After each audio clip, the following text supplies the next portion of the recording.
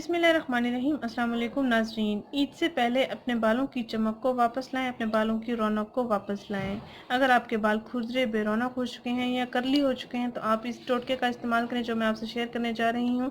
इसके इस्तेमाल से आपको बिल्कुल नेचुरल और 100% रिजल्ट मिल जाएंगे। ये मेरा आजमाया हुआ इलाज, आप भी इसको ज़रूर आजमाएँ। अगर आपके बाल करली हैं तो ये फ़ौरन उनको स्ट्रेट कर देगा। नहाने से 1 घंटा पहले आपने इस टोटके को अपने बालों पर इस्तेमाल करना है और उसके बाद कोई सा भी आप शैम्पू इस्तेमाल कर सकते हैं।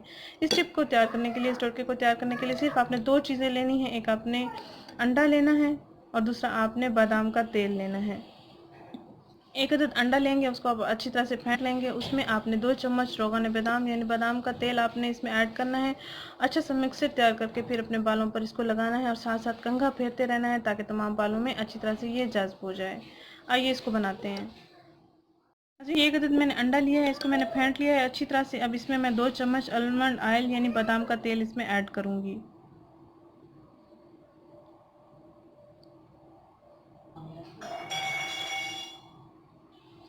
ये देखें नाज़रीन, इनको मैं अच्छे से मिक्स करूँगी। आपने अच्छे से इसको मिक्स करना है ताकि अंडा और ऑयल आपस में अच्छी तरह से मिक्स हो जाएं।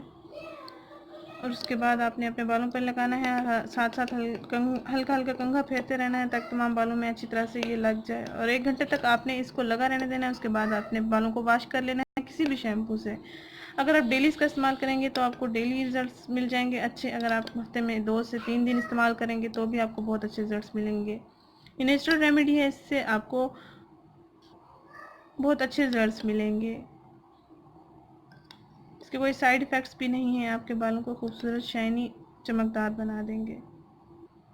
नाज़रीन, अगर ये वीडियो आपको पसंद आई है तो इसको लाइक करें, चैनल को ज़रूर सब्सक्राइब करें, इस वीडियो को ज़रूर शेयर करें। शुक्रिया। अल्लाह हाफ़िज़।